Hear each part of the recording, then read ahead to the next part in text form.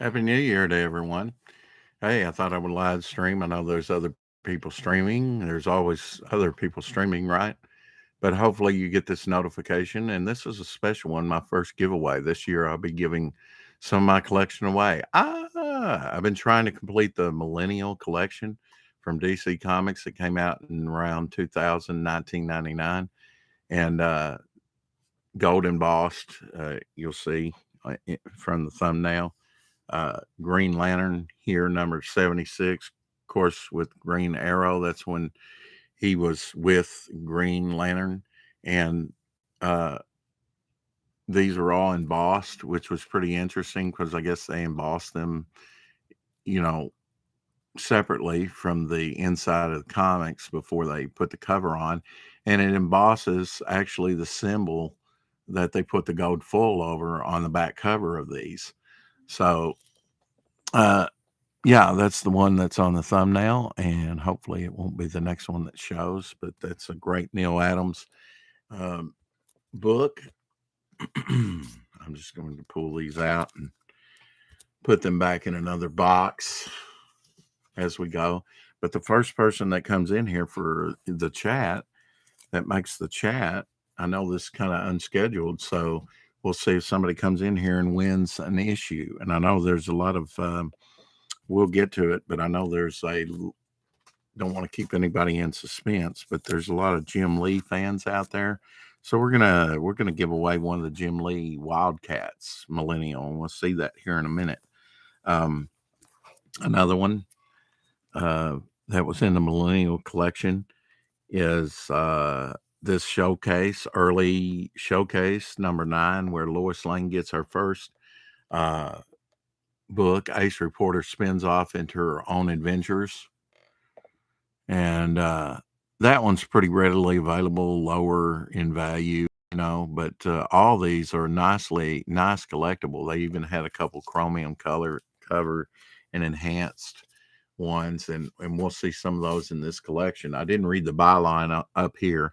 That was the debut classic run by Denny O'Neil and Neil Adams, and both of them are still alive, the writer and the artist, and had a short stint, about 12 issues or so, in Green Lantern, and then it became Green Lantern, Green Arrow. That really talked about social issues of the time in the early 70s. Um, and was kind of groundbreaking, talked about drugs.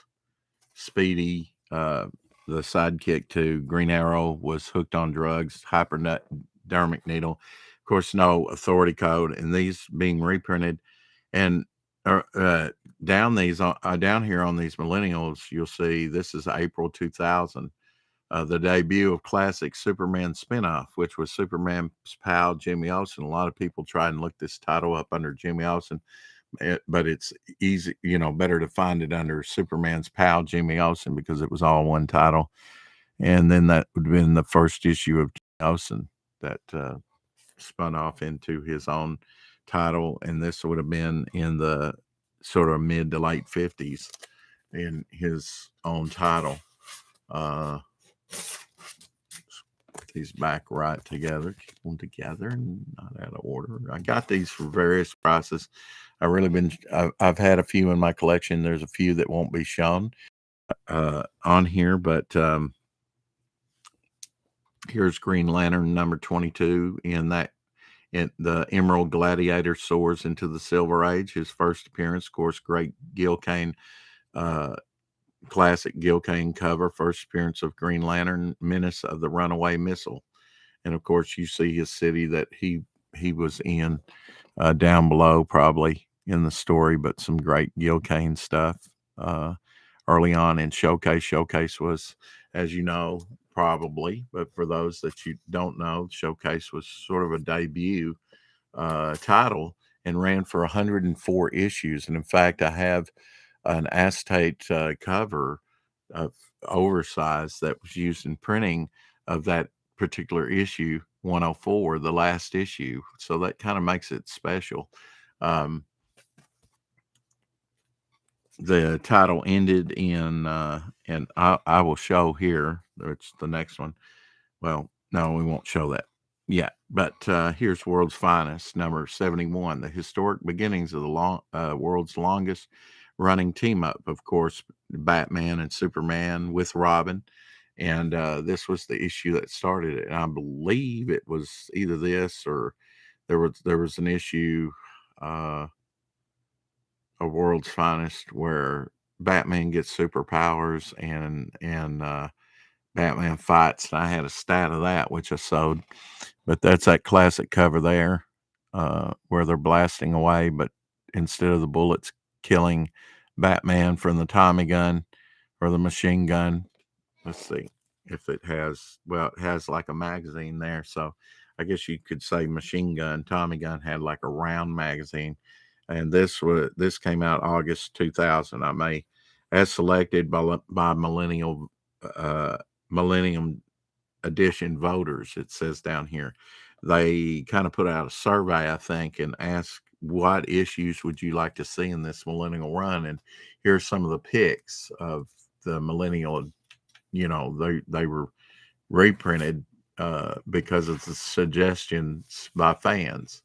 And I have more than one issue, as you see, of some of them.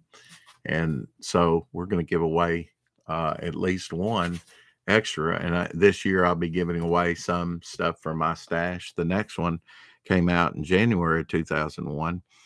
They started in late 1999 on some of these issues, but it ran all during, going into a new century. I thought that was a very good idea, to reintroduce some of these classic ones. I do remember seeing some of them on the spin rack at a grocery store and picking up an issue or two. Good. They were a little bit more pricey, 250, which seems like nothing today. You can't hardly, except for Alterna, you can't get any issues for about 250. This one was also selected by Millennial Edition voters. If I Were Batman in this issue, you know, uh, and it also had a Martian Manhunter uh, back up there. DC introduces the first hero of the Silver Age, which would have been I don't know why they would have this issue and say that really on here, but I guess I need to read the synopsis or something that might be in here. I might have to do my research a little bit more in depth if they're talking about Martian Manhunter, because I thought Showcase was the first introduction in the start of the Silver Age, Showcase number 4, with the first appearance of Flash. So,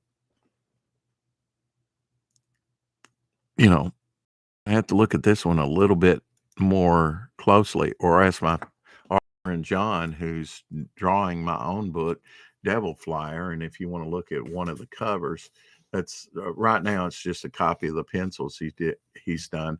He's not inked that particular, and that's my fault. I haven't given him the colors yet, the color scheme.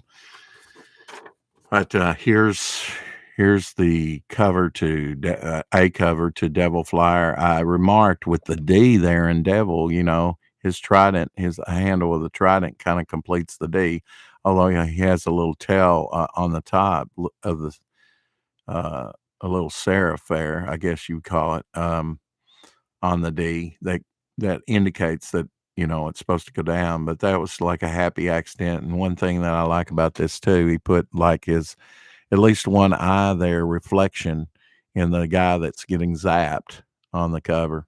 Of course, he's losing his gun and he's not really blasting him with his trident as he does in the issue, but with his hands, he can also do that too. And fly. And then those things in the background, we'll have to wait till issue 2 to find out what those are.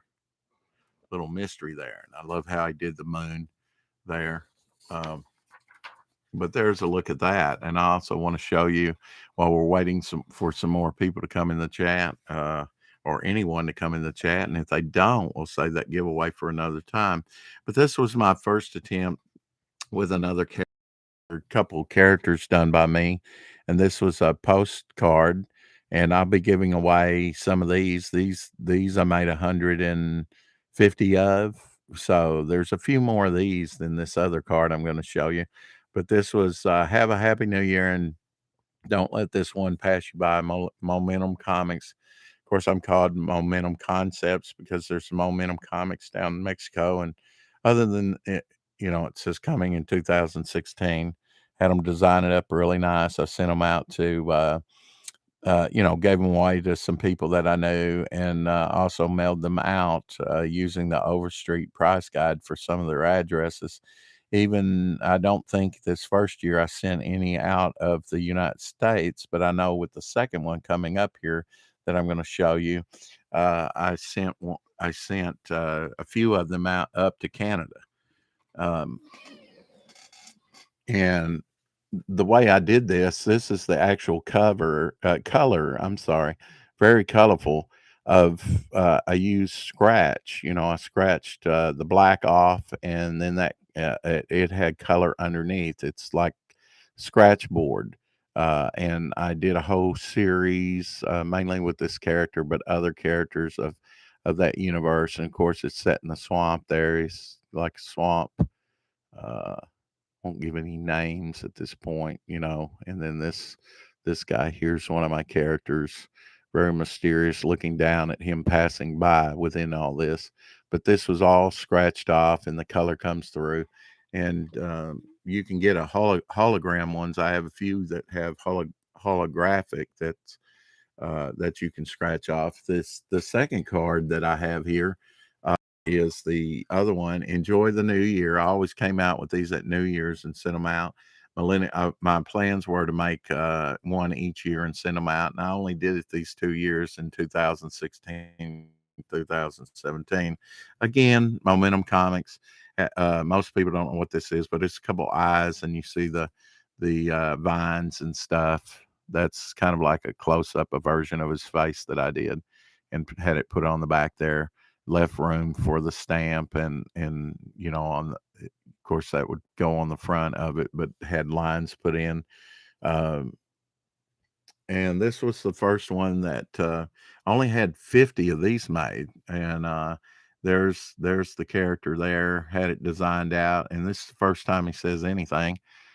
He doesn't really have a, I look at him as underneath all that stuff, he doesn't have a mouth, maybe not even a nose, or if it is, it's eroded. But first time and I quickly did that. I had about 10 minutes to put to design that out. So it's a little bit you know off kilter, but we did the best we could with it. And then I had to get down to the graphic designer to have that put in. So that was done fairly quickly. But that's the first word that he ever said on anything. Hey.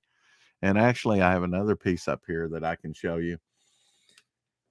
Uh, that's a one-off approval artist proof, and I didn't get it down. Didn't I meant to show you these, but I wasn't sure. Let me go over here and get it. Just show you.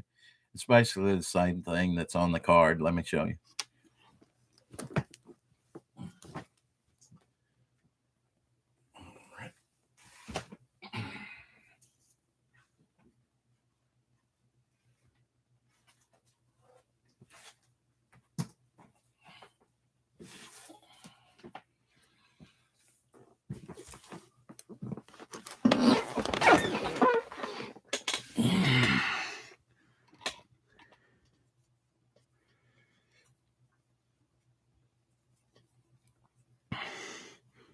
Mighty unprofessional, Rex. Well, anyway, I'm here with Abby. She's here with me.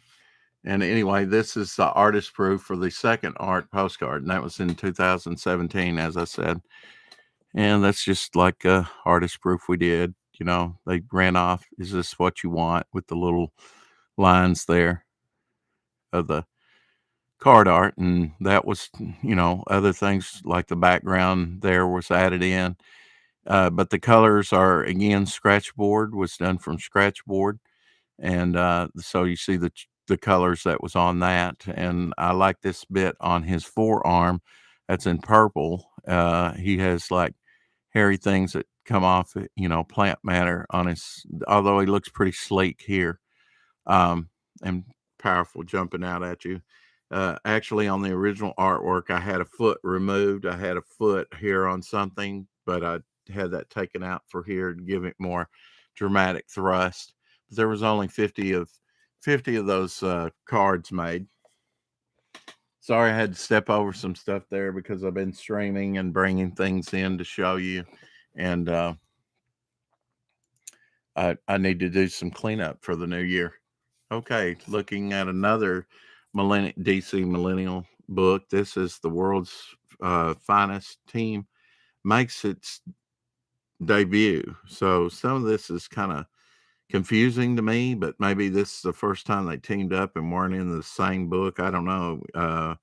John, my artist, is more of a DC guy than me. This is May 2000, and double feature Batman, the world's greatest detective, joins forces with the Man of Steel to become the mightiest team on Earth. Lois and Dane job for Superman. No, this is a job for Batman. Of course, in recent years, Bruce Wayne has been kind of flirting along with Superman's main squeeze, Lois Lane, and some of the things, some of the theatrical releases and stuff. Fire and pending doom, for Lois. If somebody doesn't save her, maybe they'll get in a fight and she'll burn up to death while they're fighting over who gets the hand of Lois. That would be a good a good title. And this is an interesting one. When Mad Magazine first came out, this is the debut of the classic EC horror comic, Mad Magazine #1. It would have been comic book size. This came out February 2000. Little kid, I always loved picking his nose. But this Mad Magazine came about as a satirical sort of humor book. And you see that humor in a jugular vein, printed on the spine there. EC was hit, of course, by the Authority Code when the Authority Code came in, and they no longer could do their horror books that that had made them so much money. So they came up with Mad, and those first few issues, I've shown some Mad magazines before on here. I thought I might have one handy, that artist edition here. Oh yeah, here it is. Here's another look at it. Mad Magazine #4, and this says humor in a jugular vein. So they're still using that. Tales calculated to drive you mad, and special art issue. And this would have been in Picasso with this funny face put in the mirror. But that's that is Mad Magazine. Sorry for the glare again. That's in a Mylar. Want to take care of it. Never thought I'd own this issue of Mad. I used to have Mads growing up. It's 10-cent issue at this time. This is number 22, sort of special art edition using Picasso's famous painting, one of his famous abstract paintings, and very colorful at that, for a Mad Magazine. This sold very well, so they, kept them publishing during a time when most of their titles they had to either tone down or totally do away with. Seeing which way I'm turning these so as to put them in this other box, because I have quite a bit of them, and I buy these things in lots sometimes, and you get issues that you already have, and so got more than one of some of these. Some I only have one copy of, but I'm trying to complete my collection, and some of them can run up to $50 or more, at least on eBay. If it's a really key issue, classic issue, and is in high grade, but that's just like in the raw. I've not even attempted, I don't think, to buy one of these in a graded condition. But this is a newer one, probably one that if you collected, 30 years ago or so, the death of Superman in Superman #75. And this came out August 2000, the comic story that shocked the world. Yeah, it really brought a lot of people in and into comics, their Superman come and see, and they had lines to get, the different editions of these. You had special bagged editions with like armbands, and then of course Doomsday was the one that to kill Superman. And they've even animated this a couple times, and you probably had that in your collection if you like the DC animated type stuff. I got burned. I didn't like some of the stuff they were presenting, some of the woke stuff that they were presenting in some of their. I'm sorry about that. Just trying to clear some of this out so I can maybe put. Need to. I had some Devil Fly artwork and. Oh, here's a good book I haven't shown. Nice Ditko cover. We'll get that in a Charlton. We'll get that. I just didn't want to kind of crush or smash. And then here's a trade paperback.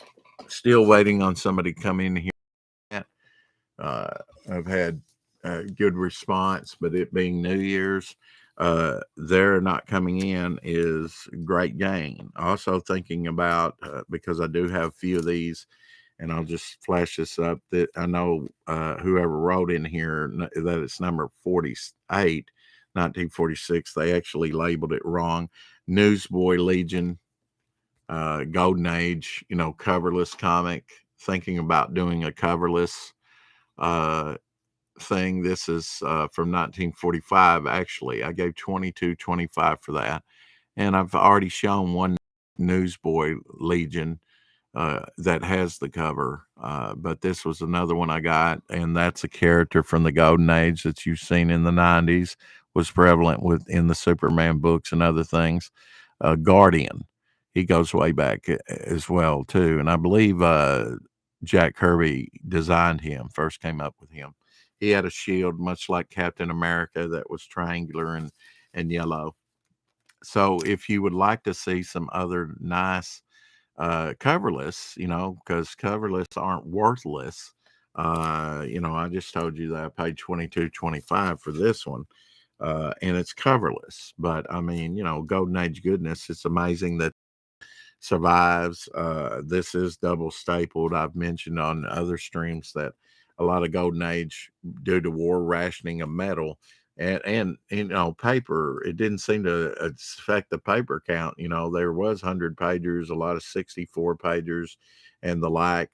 But now when the metal rationing, all those pages would be held together with one staple often, and of course that's not much to hold that together. And we're talking how long ago? So it's a wonder that any of that survived. Of course, um, they had wartime rationing and recycling for the war effort. If you could recycle anything, then and not have to, come up from scratch. Now, here's one that goes back. Plastic Man makes his riotous Golden Age debut. And I have an early police comic that I haven't shown you yet that has a later issue. The first appearance, I believe, of the Spirit may be in police comics. If not, it's an early appearance of the Spirit. But this is not only the first debut of Plastic Man, but another one that would be later featured along with Phantom Lady, I believe, in another superhero group when they bought from Fawcett the rights to these characters after they had went out. And this is the first appearance of the Human Bomb. And it says right here, introducing the Firebrand, smashing new character. And then, of course, you have a lesser known that kind of went out with the Golden Age, and I don't know if it's been revived, but the Mouthpiece. And I don't know what his shtick was, but this was a 3.95 cover price. I don't know why. Maybe a little bit heftier, more page count because those faucets might have been bigger, larger. This came out September of 2000, and you see see the Firebrand there, but you see Plastic Man up here as well as the Human Bomb, the Mouthpiece, and Lady Phantom or Phantom Lady rather. Police Comics. Police Comics #1, first appearance of Plastic Man. And that was a great story. I first saw that in reprint form where he first becomes his origin of how he becomes Plastic Man. He wakes up in bed and he starts stretching his face out. From the very beginning, he finds out his powers, and so interesting character. I like when Plastic Man is taken seriously as a superhero, and yeah, you can still add humor, and that was kind of like All Star Squadron that was printed from the early 80s to the mid 80s till Crisis on Infinite Earths came by and as a storyline. And I have a Crisis book up there, a number one, right up on the go over one in that direction over here. And you'll see in the middle there, that's a Crisis number one. It's in front of another slab book that's signed. Lin Wynn's last story that he did before he passed away that was released, of Swamp Thing, uh, a winter edition, I think. And the writer, Tom King, signed it. That's before I even knew who Tom King was. This is $250 cover price, January 2000, first appearance of the Silver Age Flash. Well, they don't say, like on the other thing, that was the beginning of the Silver Age, but uh, to my recollection, what I've always been told is that this issue and showcase featured Flash, since that was the beginning of the revival of, and redoing by Julius Schwartz. Excuse me. And I met him in 85 and 86.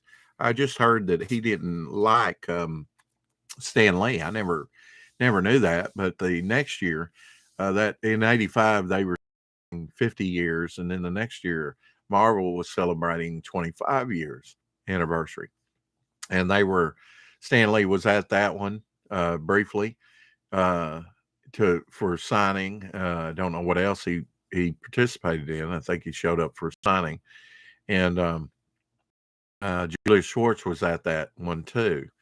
In fact, he posed in front of me, and I got a chance to talk to him as he posed with a cosplayer that was dressed as Wonder Woman, and someone took his picture, and I let him know that I had met him the year before and was talking to him. And I was just a very young man, 2021. He was already retired at that point, I'm sure, or close to retirement.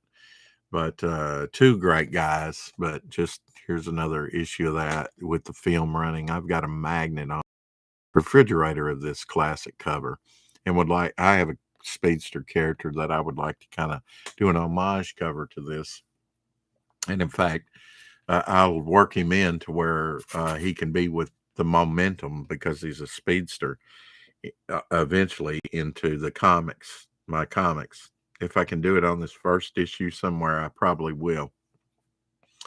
Here's another Flash issue. Of course, this is the Golden Age Flash races into the Silver Age. This is the classic story, The Flash of Two Worlds. This came out May 2000. And you can see the embossment, of the symbol there on all those. It's wonderfully done. Wonderful idea to celebrate a new century by bringing these. These are really nice reprints, and like I say, some of the more key issues like Superman #1 and the first appearance of Batman and Action Comics #1. Those can go for a good little bit, you know, uh, whether they're graded or not, in the raw, as we say. But this was the first time that the Golden Age and the Silver Age kind of met, in an issue. So that's a key issue, done by Carmen Infantino. Carmen Infantino kind of introduced us to speed within the comics, with the Flash books. Another Flash book, and more classic, really, is the first appearance of Flash, the fastest man alive, Golden Age debut. And it also featured in that issue the Hawkman, Johnny Thunder, the Whip, and Cliff Cornwall.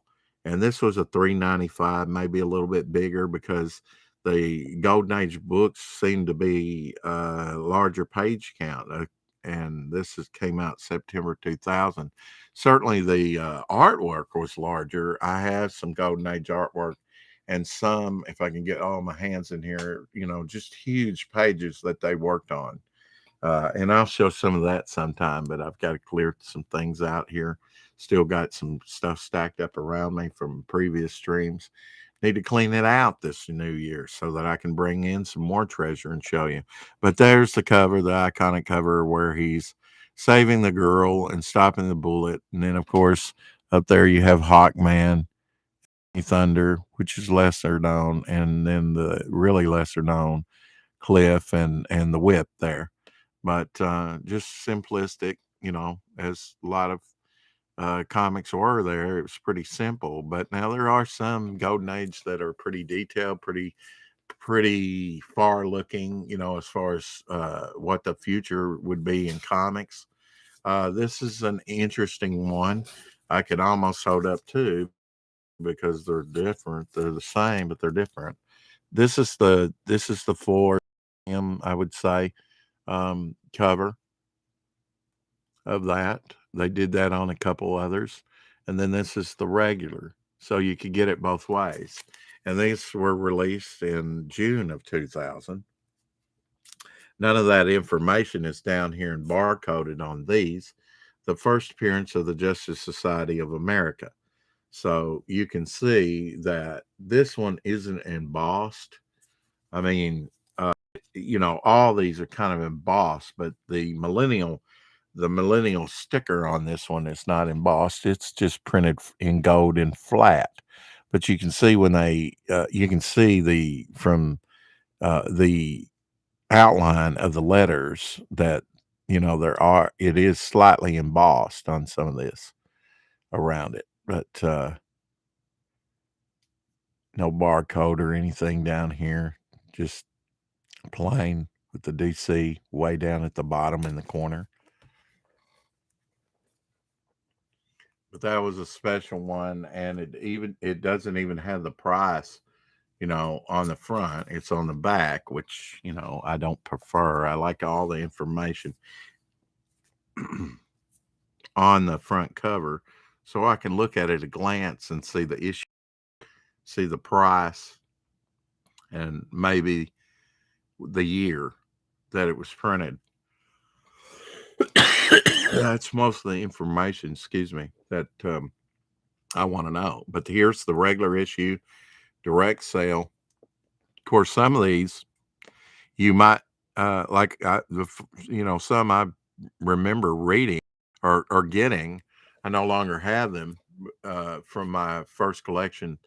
I had a fire that was arson and burn up a whole complex and burn my stuff up in it. About 16,000 comics. But it was the original artwork that was one of a kind artwork treasures, and I had some very, very good pieces that would be worth thousands of dollars that I got up. And those couple years, and there was a real dramatic shift. I claim at this time, Chicago Comic-Con was the largest in the world by today's standards, and some of the the San Diego Comic-Con would be just a very small convention, and it was more comic related. Yes, you have panels like the creator of Gasoline Alley. He was an older man at that time, white beard and mustache, even probably down to here. That was just his style. He looked like a hippie. I don't know if he was from the hippie era or what, but and I had not even heard of Gasoline Alley. I met John Romita Sr., John Romita Jr. the next year in '86, along with Stan Lee. That first year, I met Jim Shooter. I met Frank Miller, met Dan Jurgens. Dan Jurgens, I remarked to him that he should do more Batman. Of course, he's done more Batman and wrote more Superman stories than anything he's done on Batman. But in that particular story, which is still a wonderful story, and I don't have it replaced in my collection yet, I'd have to kind of search for it, which I haven't done or haven't kind of come across it, where Dan Jurgens, an early Dan Jurgens that just started working for DC, did a Batman story where he goes up against Killer Croc. I do remember. So if any of you know that particular issue, put down there in the comments. And while I'm on it, hit the like button and the subscribe button, trying to grow my channel just like anyone else. And still waiting on somebody to come in the chat. Of course, I'm a newer channel, so it may take a little time. Of course, I've had people in the chat before, even gotten on a couple, Russian bots in here, as I see on a lot of streams now. I don't know how to stop that trolling, just block them. But this here, Wonder Woman makes her debut in All Star Comics number 1, retake number 8, and this was a more expensive one, $3.95. We may laugh at that by today's standards, but compared to what it was in 2000, just a regular floppy, as we call them, just a regular comic price would have been. These were a little bit nicer with the gold embossing, and again, a golden age thicker issue, so there's more in there. And we also see the introduction. Don't have any notes on that, but 2 new members win their spurs in this new book length adventure of the Justice Society of America. And I guess that's Starman and Captain Midnight. And you have the original Sandman, and you have the original Atom, and you have Dr. Fate and Johnny Thunder and the Spectre and Hawkman. And as our Jack, CG and other artists, like Shane Davis or Andy Smith or Patrick Parnell, that graduated from the Kubert School, knows. Joe Kubert started drawing when he was 16, 17, started drawing comics, and one that he drew in the Golden Age and the revival within Brave and the Bold. I've already shown the first appearance of Hawkman in the Silver Age in the 60s, very early 60s. I think 1962 was that issue. Hawkman, and also the reappearance of Hawkgirl. I think he did draw probably up into the 50s some Hawkman books with Hawkman in them, so it wasn't that long of a hiatus from him drawing Hawkman.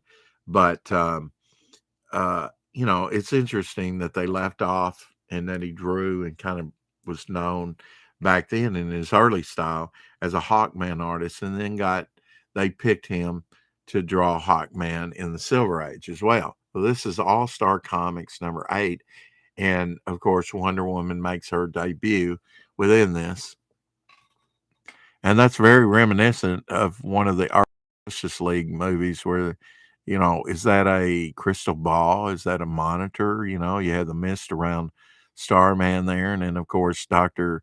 Midnight, one of my favorite Golden Age characters, DC characters. I don't know that much about him, but I do know what I like, as far as design.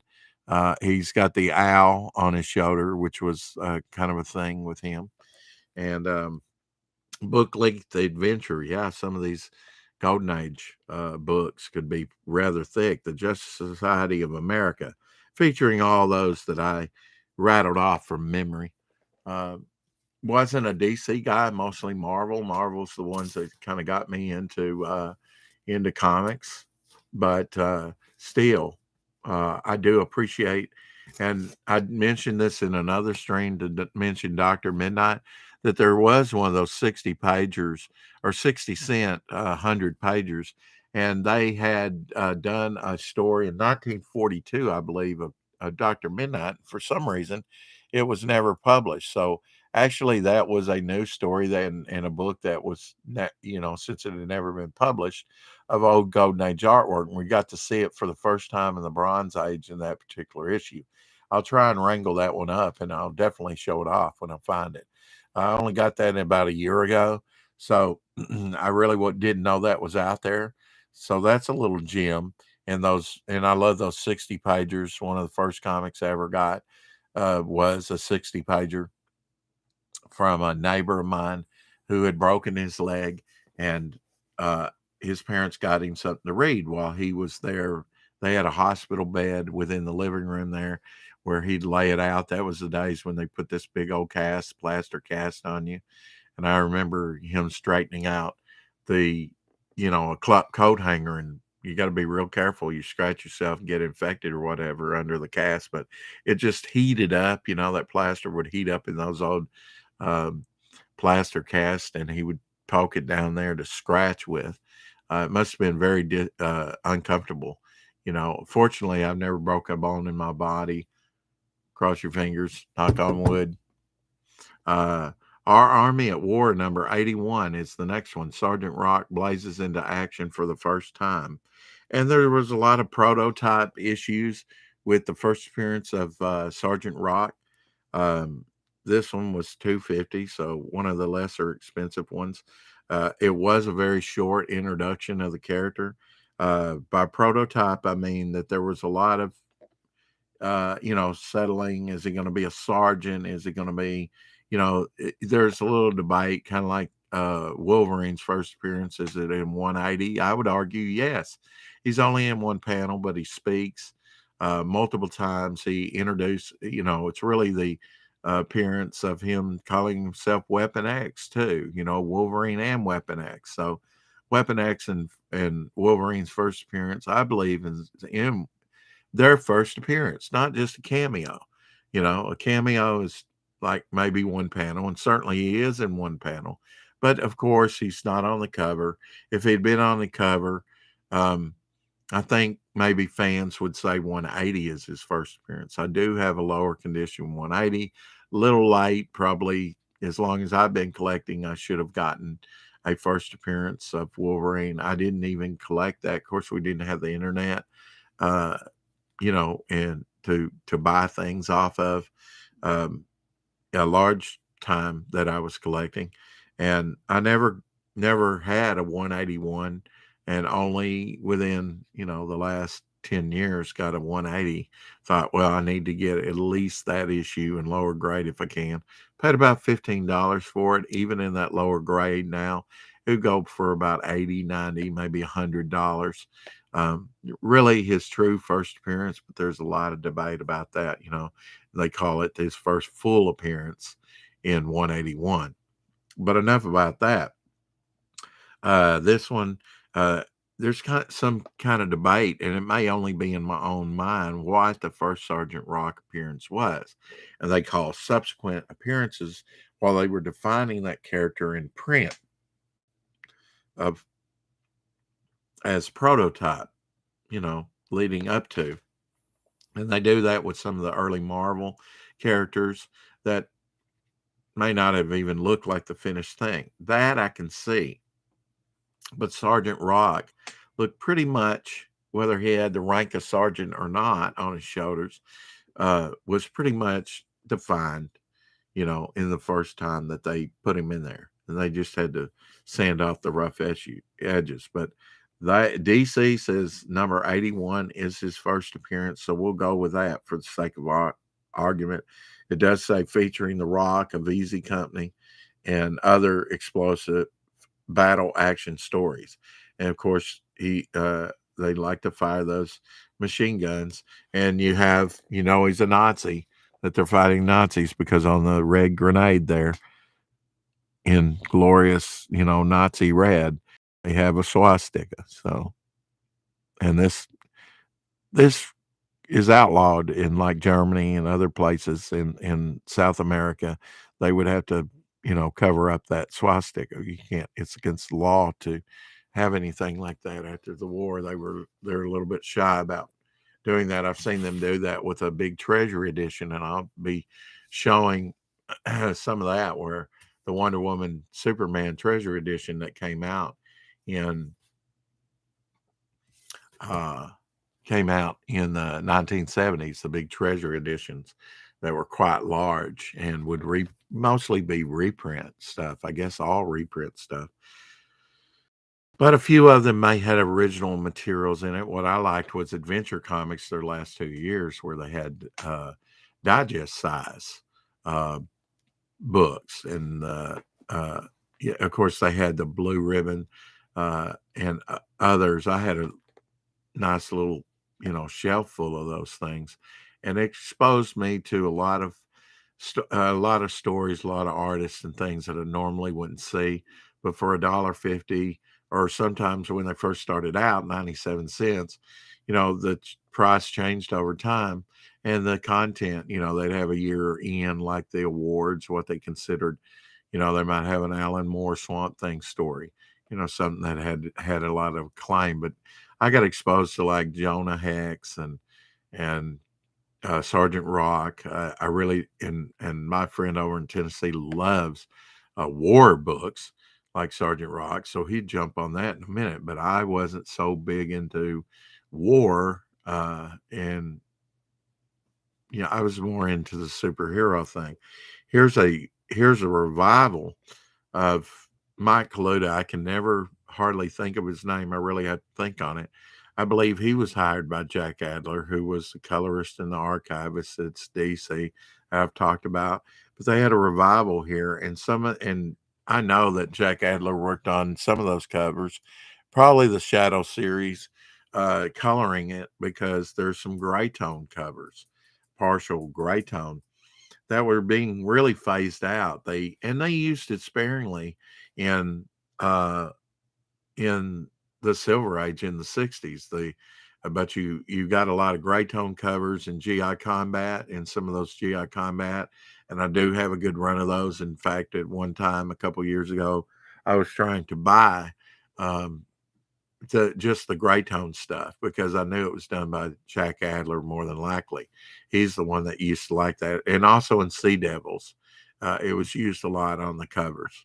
And but a little bit also, I have a book from the 70s, which is kind of a late edition, partial gray tone cover, and some of these shadow covers were too. Well, this is Shadow #1 with a Mike Kaluda cover, and I believe Jack Adler hired him, and Bernie Wrightson and Neil Adams and a lot of those people that worked for DC. Pulp Fiction's greatest hero returns with a vengeance. Of course, maybe some 1911. I don't know. You gun enthusiasts, tell me in the comments. Of course, they have the railway there leading to the train, leading to the city there. Just a wonderful pulpish looking. The Shadow had some pretty interesting covers, and great to see the revival of old pulp. For a lot of people, this was the first exposure to the Shadow. Of course, he had been on radio. Who knows the hearts of men? The Shadow knows. Lamont Cranston was his name.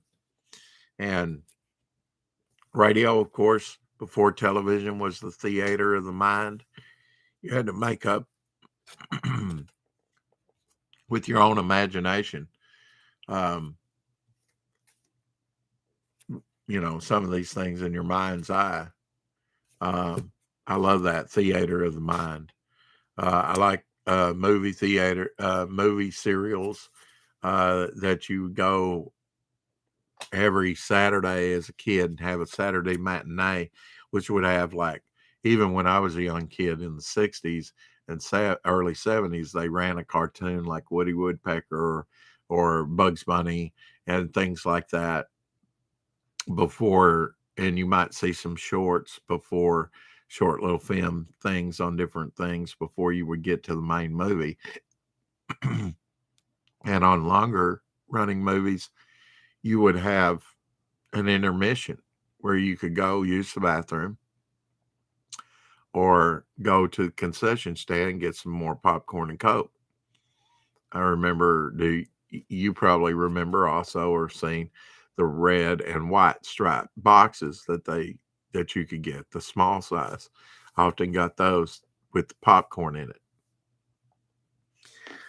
This one here is The Boy of Steel soars into his own solo title. Sorry. And what's interesting about this, Superboy #1, again, being patriotic, give blood for the Red Cross. Has a little Red Cross promo there in the corner.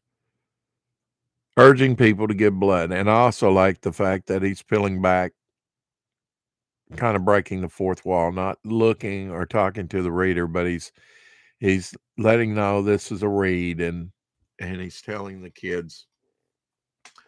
One of the kids is saying, "Superman, what were you like when you were a boy? If that's what you'd like to know inside." And he's kind of breaking the fourth wall, and interesting cover. I really like the artist was on this, but I really like the Superman. He looks powerful. He looks stocky. Of course, his costume changed from Action Comics #1, which was kind of like a circus outfit. And I've shown one more recent comic in one of my streams that shows a little bit of what Superman looked like. Excuse me. Pardon me. But look, my a little bit dry. I was so enthusiastic to give away stuff, and no one's come in the chat yet, that I didn't get a drink. I said, "Oh, I'll stream. I'll make it through it." And I see we're going about 50 minutes, and I'm only about halfway through here. So I'm going to try and speed this up. Of course, this is one I bought and loved, and this was not the new Teen Titans' first appearance of characters like Cyborg even or Starfire. That would have been in DC Comics Present number 26, I believe. The main story was Superman with Green Lantern. And they had a 16-page preview in that issue that first introduced the Titans. And it was George Perez, written by, and we're praying for you, George, over your cancer, your pancreatic cancer. So everybody be out there praying for George Perez. He's in third stage cancer. And I do believe in miracles. I do believe God can heal his body. I do believe his mindset has a lot to do with it. I think it speaks a lot of the man that he doesn't want to go through treatment. I have an uncle who's in a bad way now, who has throat cancer and already has a feeding tube. He can walk around and things like that, but in the last few days, he's been in the hospital. So pray for Tom Clark. If you're a person of faith, pray for him. And of course, his wife, who's been struggling with her own health issues. And I'm sure this is stressful at this time. It's supposed to get really cold here. I'm in Arkansas. He only lives over there in Shawnee, Oklahoma. He's lost a lot of weight. He's doing chemo one day and radiation another. I was engaged to a woman at one time that had to go through that, and she lost her left eye to cancer, very rare cancer. 1 out of a million people get that particular type of cancer. And then some of the cells were found in her colon, and they treated her for that. And some of the cells were found in her lymph nodes after that. So, and then what happened after that, I don't know. She went to live with her family over there in Tennessee, and I kind of lost track of her. She didn't keep, and at the same time, my father was hospitalized, and that same week, my mother went in the hospital. So, I'm sure she knew I was dealing with some stuff and didn't want to impose on me. But you see this, you know who you are. Let me know what happened to you. If you care to get in contact, if you're still alive. The 1980s relaunch of the classic superhero team. It was more adult oriented and not sort of campy. They had a pretty good long run. And I've got some production artwork up on eBay of some Teen Titans covers. So if you like the classic ones, I have some stuff up there for sale. It is authentic and it is rare because it's pre-1982 and all that stuff was just trashed. Or most of it original, less than 1% in the time that Jack Adler collected all the stuff, just select pieces that he liked and brought home. And he was the archivist over there. Nobody wanted it. The artist didn't want, not it. Neil Adams has since come back and said, "I want some of my art." And he's tried to collect some of it. from various places. And, he didn't even want it at first. Um, but artists, I know Gil Kane sort of slyly took some artwork at different times. He was known to do that, and I'm sure some of that was salvageable.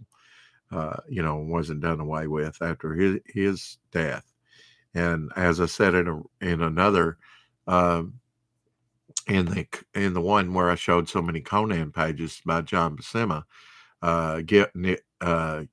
Gil Kane worked on a book, a DC book, Superman book, sort of like one of those imaginary stories. And it was kind of based on like Samson out of the Bible. And you'll see why when I show that artwork. But that was, unusual for John Buscema. He came in, to work for DC. Let me complete my thought there. So Gil Kane died, and then John Buscema came in to finish the book, and then he died.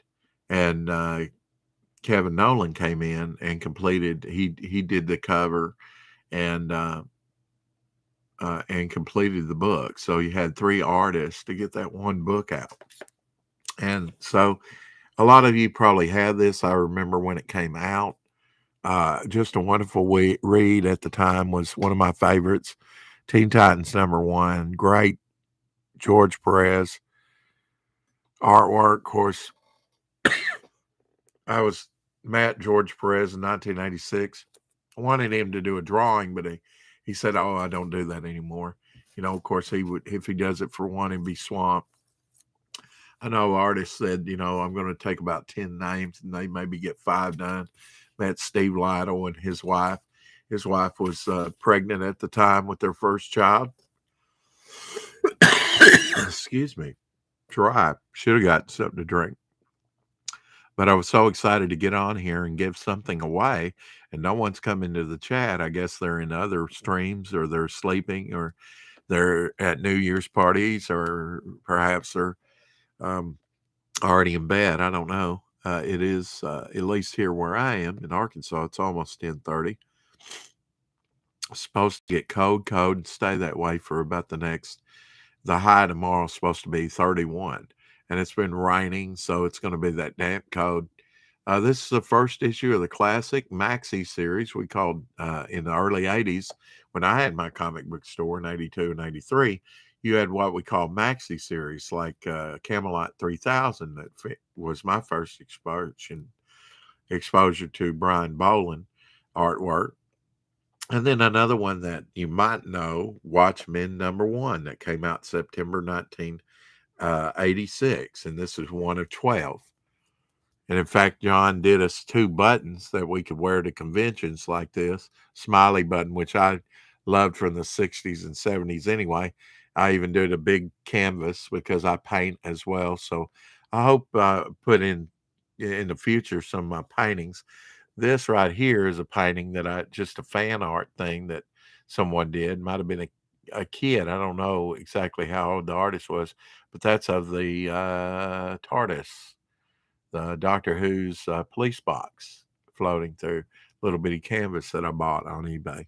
That's a new T-Rex up there, by the way, and that was like $6, and it's so realistically detailed, and it's squishy. It's just a cheap thing, but a great toy for a great price, and you don't see that. I was at checkout at the grocery.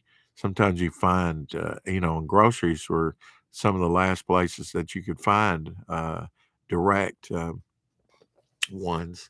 Most of these, I guess, that I've gotten have been direct sales. I suppose some of these being this late, if you had the barcode, if they were somehow in the stands, maybe at Hastings, because they used to have spin rack, uh, are harder to find, rare. That would have definitely been in the era of 1%.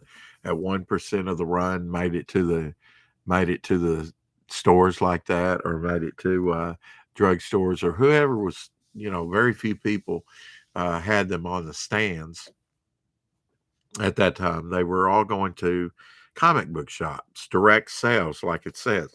Well, this is taking us back to the mid 80s again, miniseries by John Byrne, the inker Dick Garagano. had a long career, who sadly passed away now by several years. Um, and Andy Smith has some great streams on Dick Gargiano, some of his books that he came out with. And he worked for Charlton and headed up Charlton in the 60s, brought back like the superhero line with Peacekeeper, who's big in the DC movies now, and Blue Beetle and The Question that Steve Ditko came up with. The Question.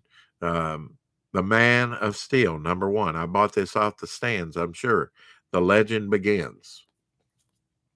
So John Byrne took over, and he was on Time Magazine with Superman, uh, over this series. So this was big news that John Byrne was kind of revamping Superman in a new way that hadn't been seen before. John Byrne was at his height of popularity after doing titles like X-Men, Iron Fist, and even working for Charlton in the mid-70s, doing Space 1999 and Doomsday. Doomsday something, I can't remember, but this came out in February of 2000. And I bought a lot of the John Byrne Superman when it came out. That would have been after the death, before the death of Superman, and around around the time they did have Infinity Crisis and killed off so many characters. Well, this is a little later edition in here, which originally came out May 1987. It's the sort of comedic return grouping, first issue of Return to Greatness for the all new Justice League, and in this more of a mishmash of characters. Terry Austin inked it, and it's a Maguire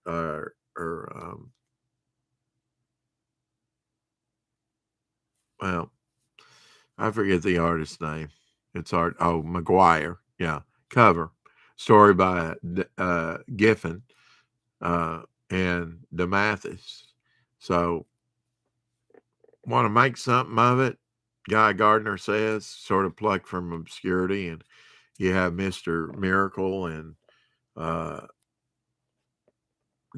Dr. Fate. So, and, some of the older characters in there. And of course, you got to have Batman too to ground everything. July number 2000. So a lot of you probably have been collecting a while at off the stands or in your comic book shop.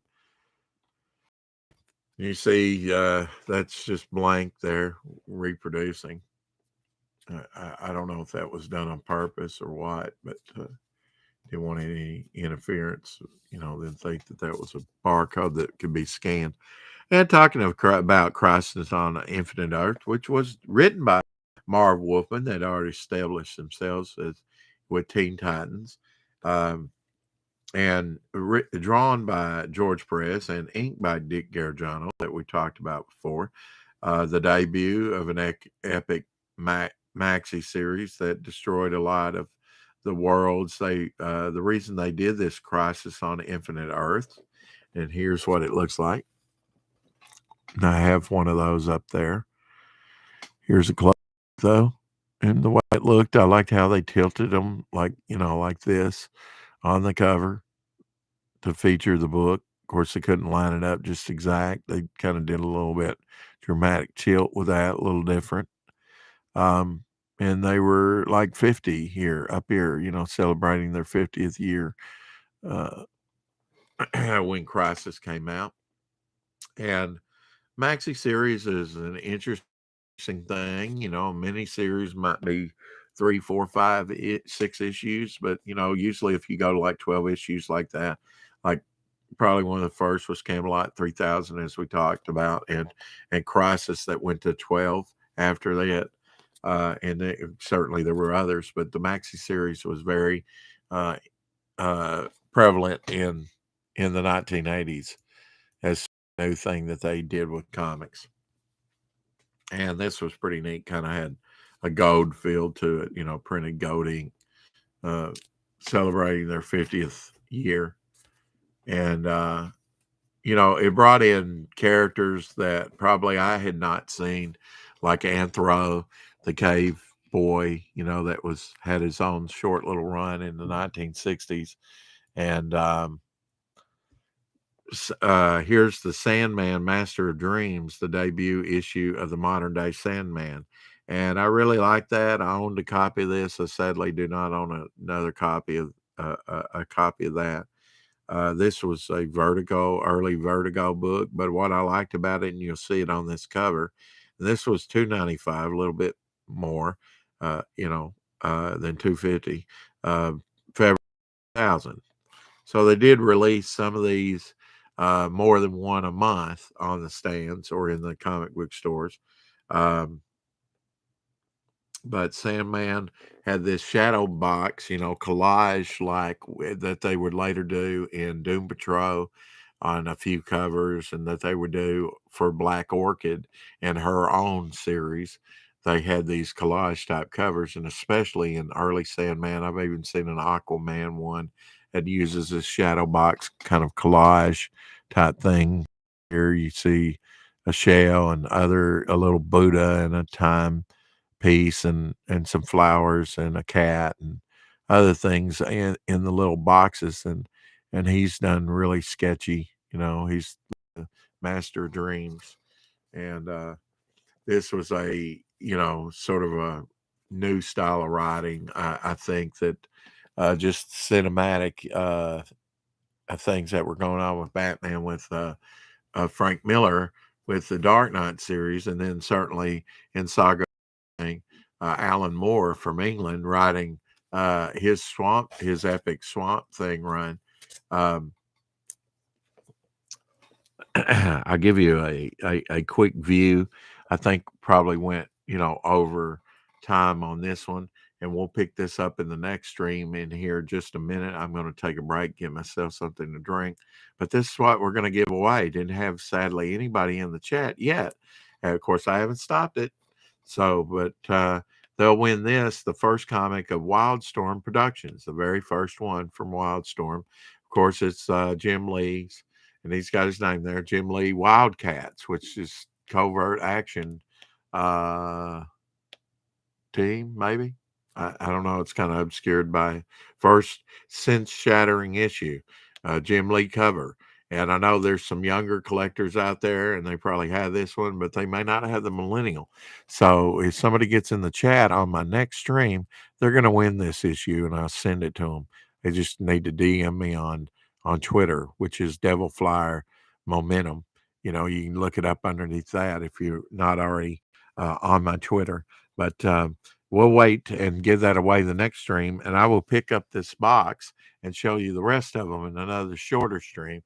I don't want these things to go too long. But hopefully you got some good information, some good insight, and saw some of these issues that you might have in your own collection. Or if you don't, they're limited. They did do a lot of them. There are a lot of millennial collections out there to be like 1 year's time. But classic reprint issues that are high quality, slick paper, very nice, embossed in most cases, or as we saw in one. And there's another special cover that I have not yet gotten to in here, I believe, that I will show you next time after I get a drink and have a break. But I hope everybody's New Year is getting off to a great start. I've had a lot of comments. Of course, you put Superman, or Spider-Man rather, up here, and I had people ask me about these. Uh, I'm glad this is what I like to do. Put treasures up here and change them out and show something different. Of course, some things have remained the same, but that's just me. I need to get back there and change it out more. But I've been trying to give content every day, and promise you content every day to add to the channel if I possibly can do it, which so far I've been able to do. This will be my 16th, I believe, video stream. So maybe next time here in a minute, we'll get somebody in the chat and they can win them a free issue, a millennial issue done with Jim Lee. And then after that, who knows? Maybe we'll have something else. But till then, peace and keep collecting. Bye.